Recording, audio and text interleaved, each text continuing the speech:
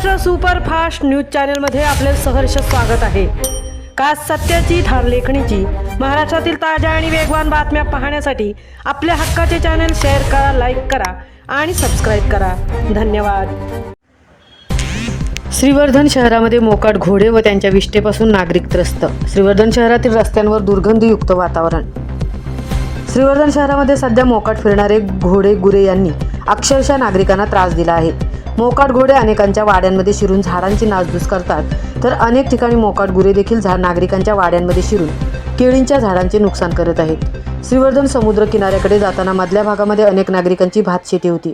भातशेती कापून झाल्यानंतर या ठिकाणी वाल, चवळी, मूग, उडीद अशी पिके घेतली जायची, परंतु मोकाट घोड्यांच्या त्रासामुळे नागरिकांनी आता शेती लावणे देखील सोडून दिले आहे।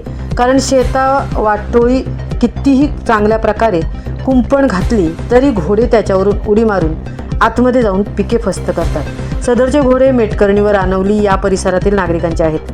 श्रीवर्धन समुद्र किनाऱ्यावरती घोड्यांची सवारी, घोडागाडी यासाठी आणलेले घोडे आता पावसाळा सुरू झाल्यामुळे काम नसल्यामुळे मोकाट सोडून दिलेले आहेत। एरवी सुद्धा घोडागाडीवाले व घोडेस्वारवाले दिवसभर धंदा केल्यानंतर संध्याकाळी घोडे मोकाट सोडून देत असतात, त्यामुळे घोड्यांचा उपद्रव हा नेहमीच होत असतो। काही दिवसांपूर्वी तर भर गर्दीच्या वेळी श्रीवर्धन बाजारपेठेमध्ये एक घोडा उधळला होता व त्याने अनेक दुचाकीस्वारांना जखमी केले असते। सुदैवाने गाड्या सोडून दुचाकीस्वार बाजूला गेल्यामुळे ते वाचले। घोडे दिवस रात्र श्रीवर्धन शहरातील रस्त्यावरून फिरत असतात व आपली लीद देखील त्या ठिकाणी टाकत असल्यामुळे सर्वत्र घाणीचे साम्राज्य निर्माण होते। वातावरणात देखील दुर्गंधी पाहायला मिळते। सध्या पावसाळा असल्यामुळे पाऊस पडल्यानंतर ही लीद अजून रस्त्यावर पसरते।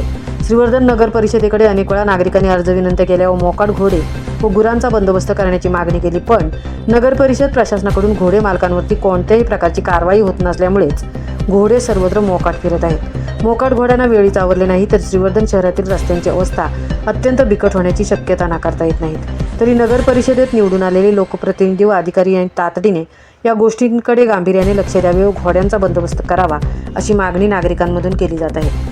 महाराष्ट्र सुपरफास्टसाठी संतोष चौकर, तृप्ती भोईर, श्रीवर्धन।